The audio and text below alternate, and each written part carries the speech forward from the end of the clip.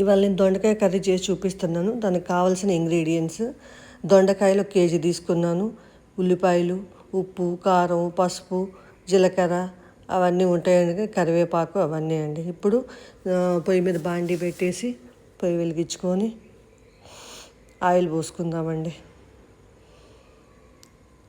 Oil heat ఎక్కాక కరివేపాకు వేసుకుందామండి,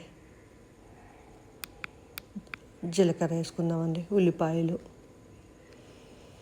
బాగా కలుపుదామండి. బ్రౌన్ కలర్ వచ్చిన దాకా వేయించుదామండి. తర్వాత దొండకాయ ముక్కలు వేసుకుందామండి, బాగా కలుపుదామండి.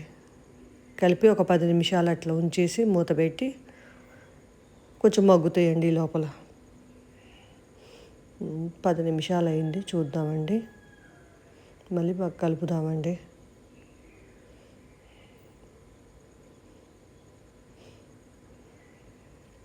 సాల్ట్ వేసుకుందామండి, 2 స్పూన్స్ వేసానండి. పసుపు వేస్తున్నానండి. ఇవన్నీ కలిసేలా బాగా కలుపుకోవాలి. మళ్ళీ ఒక 5 నిమిషాలు అట్లా ఉంచుకుందామండి. 5 నిమిషాలు అయిన తర్వాత ఇప్పుడు చూసి కారం వేద్దామండి.